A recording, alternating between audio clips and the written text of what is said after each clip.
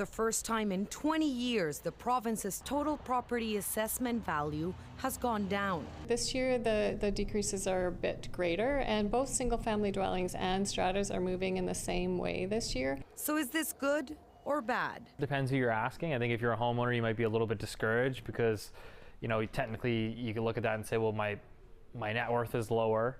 And realistically, that doesn't necessarily mean that you're going to get a tax break. He says the drop is good news for buyers, but those who bought a pre-sale might also be in for a shock. Most lenders are going to reappraise you and reapprove you when you go to close on these units. And so if the valuations have changed from what you paid, then yeah, sometimes there is going to be difficulties getting financing. Values are calculated by looking at the sales of similar properties around July 1st every year.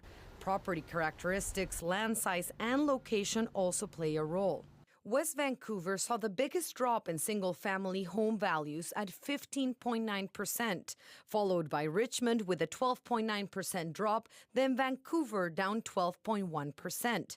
But whether or not a decrease in value will result in lower property taxes, that depends on your neighbors. If your assessment goes down 10% and your neighbor's assessment goes down 5%, there's likely a good chance that you're going to see a reduction in your property taxes. But if others in your community see a similar decrease, you'll be stuck with the same property taxes. As to why home values have gone down, I think there's so many factors that it's probably hard to pinpoint. We can talk about government regulations and policies that were ultimately designed to sort of curb demand and ultimately lower prices. So I think those have played a part. Some of those measures include foreign home buyers tax, as well as the speculation and empty homes tax. Those unhappy with their assessment can submit an appeal by the end of the month. Estefania Duran, CBC News, Vancouver. So that's the shape of things here in Metro Vancouver, but things are changing across the province. And to look at that, we bring in our Justin McElroy.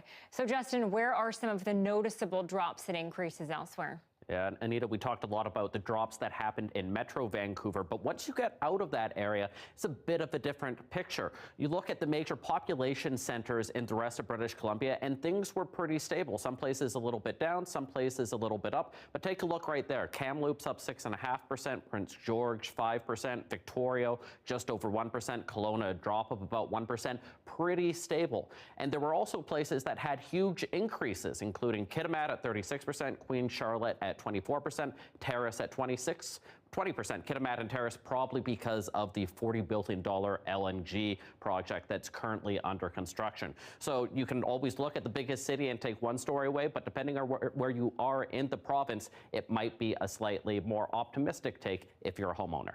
No kidding. Okay, so with all of this in mind, provincially and just in Metro Vancouver, what's in store for 2020? Does this change anything?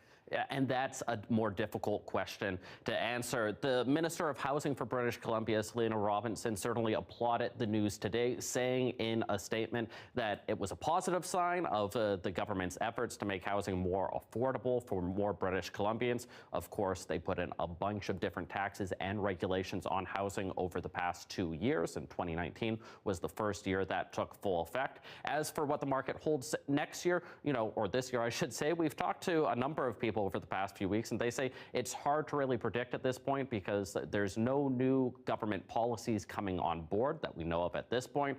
Mortgage rules have been made a little bit easier as well, and the market has taken into account a lot of the changes that have already been made. So no matter what happens, we'll probably be talking housing a lot over the next year, but harder to say that there's going to be the same downturn that we saw in 2019. People here love to talk housing. Justin, thank you. Thanks, Anita.